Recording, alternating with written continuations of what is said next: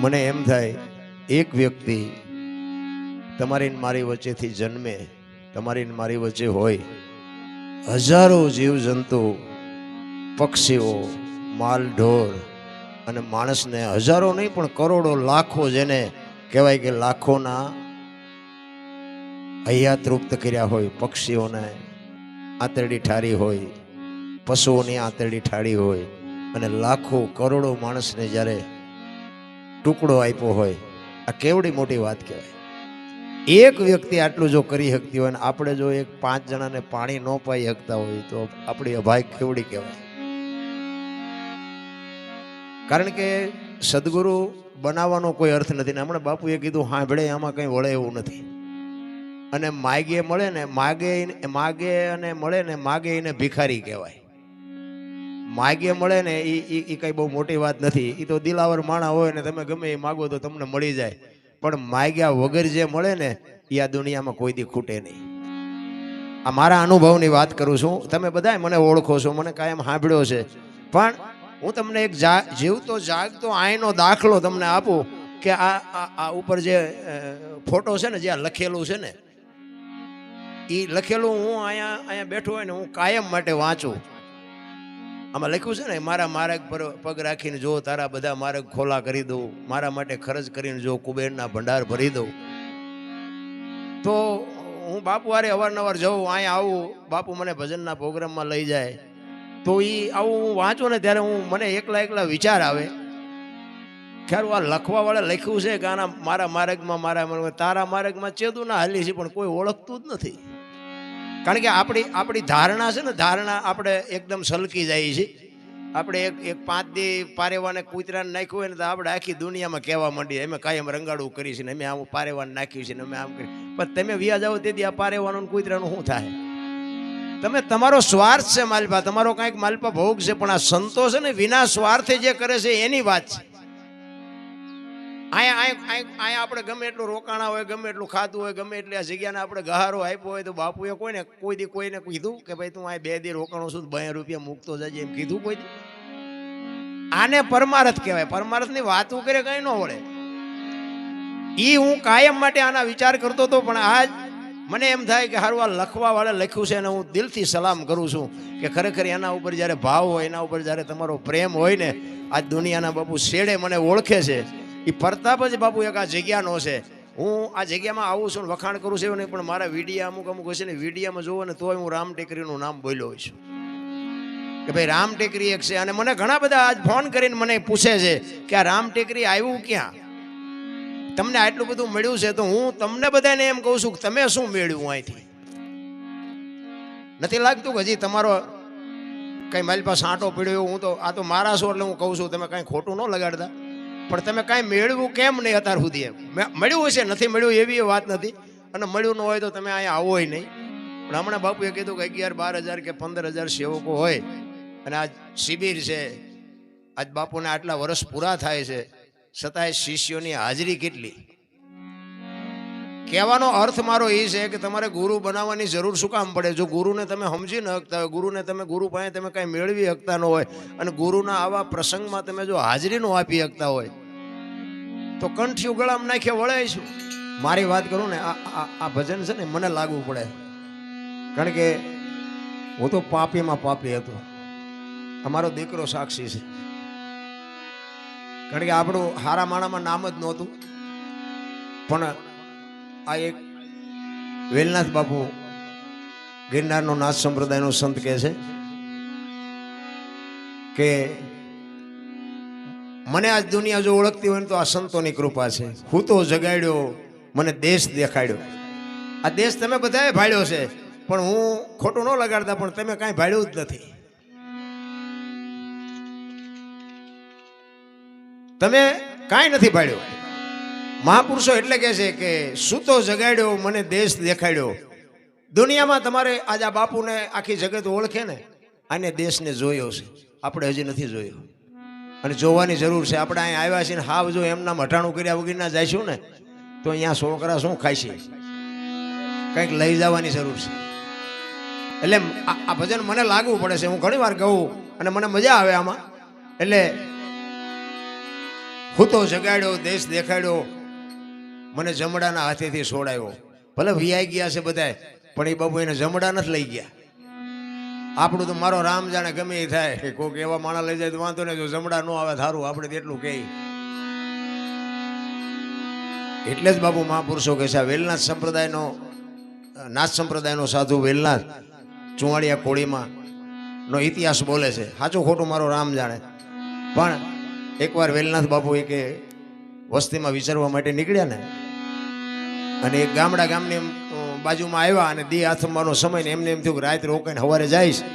એટલે કોકને કીધું કે મારે રાત રોકાવું છે, હરિહર કરવું છે, કોઈ ઘર ખરું? એટલે એને કીધું ભાઈ આમ હાલ્યા જાઓ. એમાં એક રામજી કરી અને ચુવાડિયા કોળીનો જણ, અને પોતે પાપી માણા, ચોરી શિકાર ને આવું બધું કરે. એટલે જુવાની આવે બાપુની મસ્કરી કરી. એ કે રામલાનું ઘર દેખાડી દો, ભલે બાપુ રામલો બે મજા કરે. કારણ કે બધાને ટીખળ જ કરવા છે, કોઈને સારું કરવું જ નથી. એટલે કીધું કે આમ તમે હાલ્યા જાઓ બાપુ, એક રામજી કરીને નામ છે, અહીંયા બધા સાધુ સંતો આવે છે. એટલે બાપુ ત્યાં ગયા. હવે શિકારીના ઘરે તો બાપુ શિકારની વસ્તુ પડી હોય, હથિયાર પડ્યા હોય, કોઈ જાનવર મારવાના સાધનો પડ્યા હોય, એટલે બાપુ તો જોઈ જાય. ખેડૂ હોય તેના ઘરમાં હાથેડા પડ્યા હોય તો માણસને ખબર પડી જાય કે આ ખેતી કરતો લાગે. એટલે બાપુ એમ જોયું કે આ જોવાની હવે મને ખોટો ભરાવી દીધો, પણ કાંઈ વાંધો નહીં. કે એટલે કે ભાઈ રામજીભાઈ કોનું નામ? કે બાપુ મારું નામ રામજીભાઈ. આવો કે સીતારામ. સીતારામ બોલ્યા ને બાપુ સમજી ગયા કે આનો આંગળી પકડવા વાળો નથી, બાકી આને બોલતા તો આવડે છે. સાધુ ને બાપુ એક ટકોર જ હોય. અને સંત તમારા, હું તો એમ કહું છું, બોલવાની જરૂર ન પડે, તમારી આંખ વાત કરી લે. આંખ તમારી એવી હોય ને તો સંત એક તમારી પારખી લે કે તું આનો અધિકારી શોખ નથી. એટલે સીતારામ કીધું ને, એટલે બાપુને એમ થયું કે આની આંગળી પકડવા વાળો કોઈ નથી, બાકી સીતારામ બોલતા તને આવડે છે, ભલે પાપ કરતો હોય. એટલે કીધું કે મારે હરિહર કરવું છે ને રાત રોકાવું છે. એટલે રામલાએ કીધું કે બાપુ વાત તમારી બધી હાજી, હું તમને બધી વ્યવસ્થા કરાવી દઉં, પણ હું ન ખવડાવું તમને, કારણ કે હું તો બાપુ પાપી છું. હું તો જાનવરને મારીને મારા ઘરનું ગુજરાન હાંકું છું, એ રોટલો મારે તમને ન ખવડાવાય. બાપુએ કીધું કાંઈ વાંધો નહીં, મારે તારા ઘરનું જ ખાવું છે, તું ચિંતા ન કર. રોઈ ગયો બાપુ. જો સંતની દ્રષ્ટિ પડે ને, અંદરથી રોવાનું ચાલુ થઈ જાય. વાણી કહે છે, જેસલની વાણી કહે ને, રોઈ રોઈ કોને સંભળાવું. એ આહુડા પાડી નથી રોયા બાપુ, રુદિયા રોયા છે. અમરમાની વાણી કે હાલ રે ફકીરી મારી દેવાંગી વિના બીજું કોણ જાણે. બાપુ આહુડા પાડી નથી રોયા, અંદરથી રોયા છે. અને અંદરથી જ્યારે રોવો ને તારે જ ઓલો સાંભળે. અને આ આહુડા પાડો ને તો દુનિયા એમ કે કરે આને કેટલું બધું દુઃખ છે, કાંઈ નથી વાતમાં, કોઈ ન ભાંગી શકે. અંદરના આહુડા પડે તારે જ ઓલો તમારું દુઃખ સમજી શકે, તારે તમારું દુઃખ ભાંગે. ચિત્તની શાંતિ, મનની પ્રશંસા, દિલની દાતારી, ગુમડાની રૂજ અને ટાઢિયા તાવની ટાઢ એટલું માલિકોરથી આવે. અંદરથી જો નક્કી થાય મારે રામ ટેકરી જવું છે, મારે બાપુને કંઈક દેવું છે, મારે બાપુ પાસેથી કંઈક મેળવવું છે, એ અંદરથી જાગે તારે પતે. ઈ બાપુને કહે છે કે બાપુ હું તો પાપી છું, રોઈ ગયો, અંદરથી રોઈ ગયો. એની દ્રષ્ટિ ઉપર બાપુ સમજી ગયા આ કંઈક કરે એમ છે. અને જેટલા છે ને બાપુ એ હામા મળ્યા હારા નહીં ઈવડે, ઈ જ કંઈક કરી ગયા. આ જેસલ ને રૂપાદે, આ માલદે ને સાસટીઓ ને કુંભો ને સતીર ને એ કઈ હામા મળ્યા હારા નહીં. ઈ આજ દુનિયામાં પૂજાય. આપણે તો એટલા પાપી સહીએ નહીં. એટલે કીધું કે મારે તારા જ ઘરનું ખાવું છે. અને વાળું પાણી કર્યા અને ફળિયામાં ખાટલા નાખીને બેઠા. અને પછી કીધું કે બાપુ અમે તો પાપી છે, તમે તો સંત છો, ગિરનારમાંથી આવ્યો છો, કંઈક સારી બે વાતો કરો તો અમારો કંઈક ઉદ્ધાર થાય. સત્સંગ કરે છે, આજુબાજુમાંથી 5-25 માણસો આવીને બેઠા છે. રાતના 11-12 વાગ્યાનો સમય થયો. રામલાનો દીકરો બહાર વાડામાં ગયો અને બહારથી આવ્યો, અહીંયા એને એરું આભળી ગયો અને ચકરી ખાતો ખાતો ઘરમાં આવ્યો. અને ઘરમાં પહોંચ્યો ને દીકરો પડી ગયો, ખોળિયામાંથી જીવ નીકળી ગયો. રામલાના પત્ની અંદર છે, એ ડાયરામાં રામલો બેઠો છે, અને ડાયરામાંથી ઈશારો કરીને બોલાવ્યા. રામલાના વહુએ રામલાને બોલાવ્યા. એ કે અંદર આવો તો. એ અંદર ગયો. કીધું કે આપણા દીકરાને એરું આભળી ગયું, આપણો દીકરો ગુજરી ગયો. ત્યારે રામલો કહે છે કાંઈ વાંધો નહીં, જે બનવાનું હતું બની ગયું, સવારે એની જે થાય વિધિ કરી નાખશું. અત્યારે આપણા ઘરે એક સંત આવ્યા છે અને સત્સંગ હાલે છે, એ બધું સવારે જે થાય એ કરી નાખી. બાકી અત્યારે તું એને ઢાંકીને મૂકી દે, સવાર સુધી જો તું રોય ને તો તને મારી નાખીશ. કારણ કે જે પાપી હોય એને મારતા વાર કેટલી લાગે. અને નામ થયા છે ને એ તો લોટાના સણ્યા. તમે વિચાર કરો કે એક પોતાની જનેતા 20 વર્ષનો દીકરો ગુજરી ગયો હોય, રાતનો ટાઈમ હોય, એ માએ બાપુ રાત કેમ કાઢી છે? શું માનો છો તમે? આ જેવી તેવી વાતો નથી મારા રામ, આપણને જીવનમાં ઉતરતી નથી ને એ આપણા અભાગ છે. એ ખોળામાં માછું લઈ અને પોતે જનેતા સવાર સુધી 4 વાગ્યા સુધી બેઠી રોતી તો હશે જ, આંવડા તો પડતા જ હોય બાપુ. જનેતા હોય એના આંખમાં આંવડા ન પડે, પણ અવાજ ન કર્યો સવાર સુધી.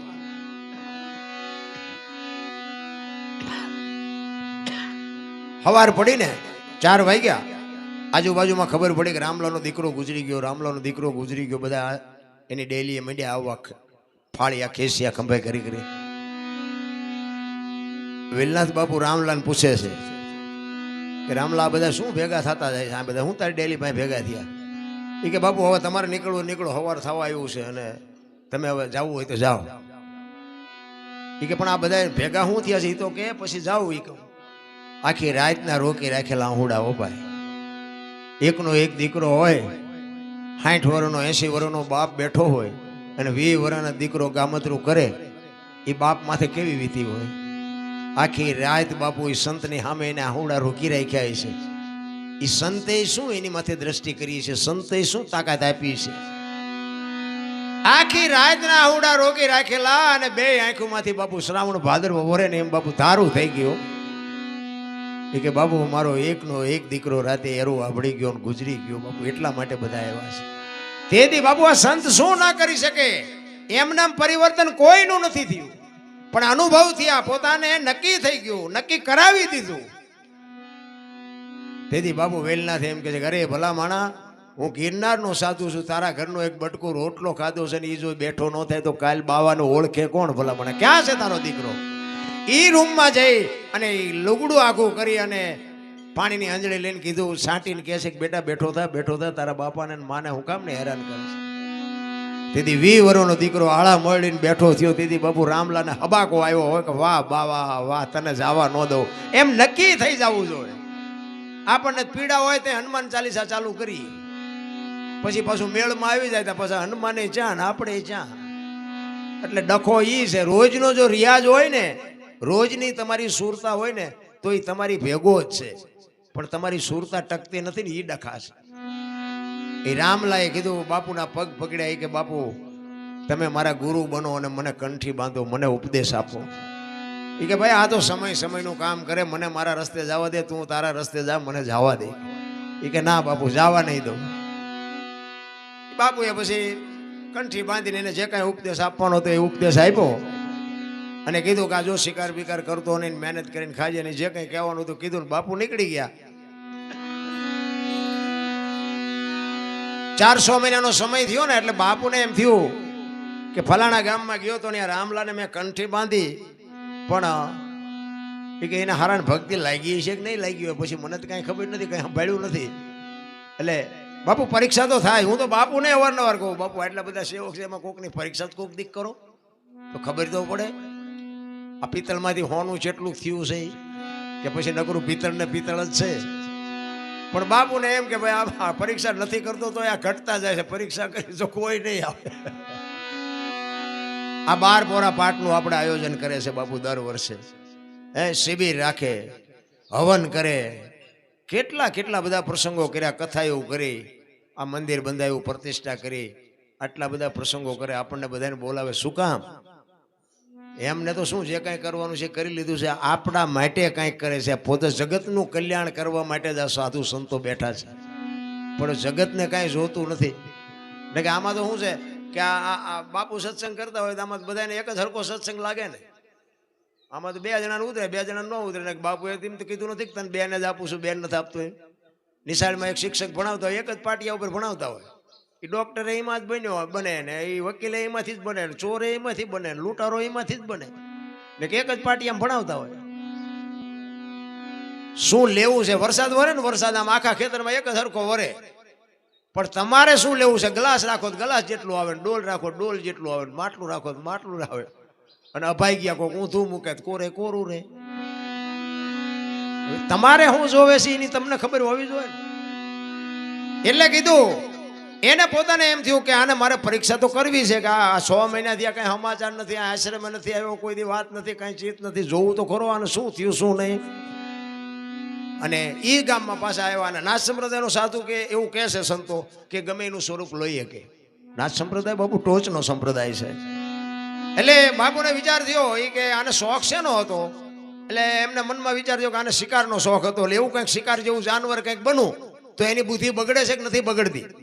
આજે હું અત્યારે હું ભજનમાં બધે આ દુનિયામાં જાઉં ને એટલે અંજવાળી બીજનાથી હું અહીં આવું છું, તમને બધાને ખબર છે. અત્યારે બધે મારું નામ છે ને એટલે અંજવાળી બીજનાથી નાના મોટા પ્રોગ્રામ તો આખી દુનિયામાં હોય જ. અને મને બીજનાથી બાપુ ઓછામાં ઓછા 15 થી 20 ફોન આવે અલગ અલગ જગ્યાએથી. બાપુ અમારે અંજવાળી બીજનો પ્રોગ્રામ રાખવો છે, તમે આવો. અંજવાળી બીજનો પ્રોગ્રામ રાખવો છે, તમે આવો. હું એમને એક જ વાત કરું કે બીજનાથી નહીં, મને હું કહું એટલા રૂપિયા આપે, મારે એવું વ્યક્તિગત બોલાય નહીં, પણ હું કહું એટલા રૂપિયા આપે, પણ બીજનાથી હું ન જાઉં. શું કામ? ઓલો જ મારી પરીક્ષા કરતો હોય કે બેટા મારા હું તને આગળ લાવ્યો છું, તું સૂકસ કે નથી સૂકતો. એટલે બીજનાથી તો બાપુ આ બાપુની હાજરી છે ત્યાં સુધી, પછીની વાત પછી મારો રામ જાણે, પછી જે થવું હોય થાય. બાકી બાપુની હું તો જાહેરમાં કહું છું ને આ તો બરોબર, પણ હું ગમે મારા વિડીયામાં હું ક્યાંક ક્યાંક બોલ્યો હોઈશ કે અંજવાળી બીજનાથી હું મને ગમે એટલા 5 લાખ રૂપિયા આપો તો હું ચોરવેરા રામ ટેકરી સિવાય ક્યાંય ન હોય. એવો કંઈક બાપુ જીવનનો સિદ્ધાંત હોવો જોઈએ, કંઈક ગાંઠ વળવી જોઈએ. નકર અહીંયા મને 2 લાખ રૂપિયા આપે તો અહીંયા તો 500 ઓછા કરવાના હોય, 2 લાખ લેવાનો વ્યૂ જવાય. હું મૂર્ખ ન કહેવાય.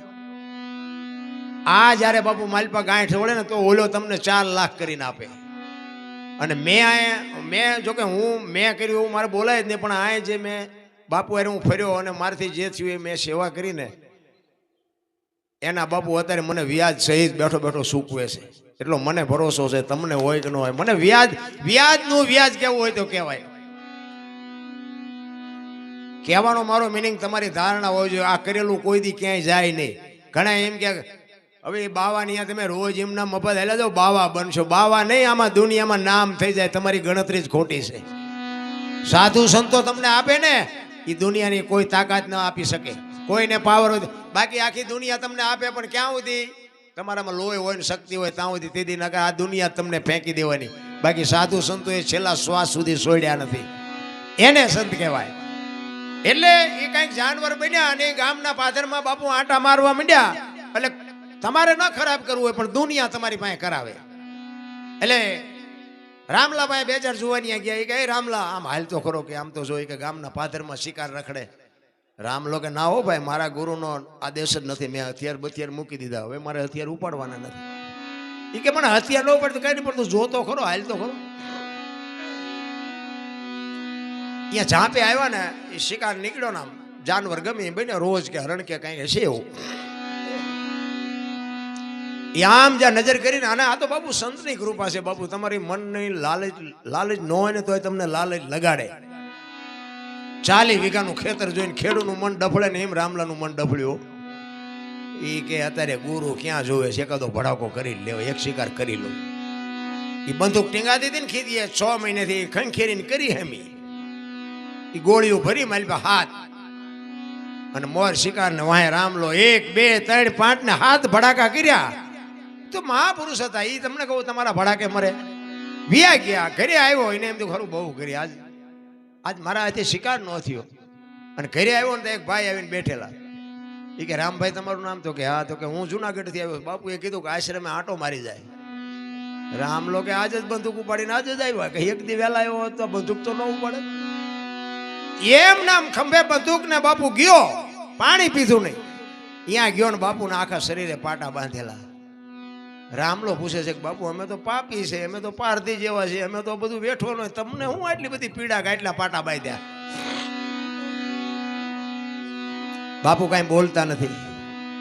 બહુ જ્યારે રામલો આજીજી કરવા માંડ્યો ને એ પાટા ખોલી અને ચીપિયાની અણીઓ ભરાવીને બાપુ ગોળીઓ કાઢી. હો બાપુએ 1 2 3 5 ને 7 ગોળીઓ કાઢી. કે રામલા તારી બંદૂકની છે કે બીજાની? તેથી રામલા માથે શું વીતી છે? ચોથા આંસુએ રડવા પડ્યો અને પગ ચાલ્યા. અને નાથ સંપ્રદાયનો સાધુ રામલો પડ્યો છે ને માથે ચીપીઓ લઈને બાપુ સડી ગયા. ઈ કે તું અહીંથી વિયોજા નકર હવે તને ઠામ મારી નાખી. અને રામલો કહે છે બાપુ હવે મારું ઘરે આન મારું મહાણે આ, હવે હું ક્યાંય જવાનો નથી, મારી નાખો તો ભલે અને તારો તોય ભલે. અને ત્યાં બાપુ એને આ વાણી કરેલી કે ધન ગુરુ દેવા ધન ગુરુ દાતાર, મારા ગુરુએ મને શબ્દ સુનાવ્યો. કયો શબ્દ? આ બાપુએ તમને બધાયને શબ્દ આપ્યો હોય, કંઠી બાંધી હોય ત્યારે કંઈક તો આપ્યું જ હશે.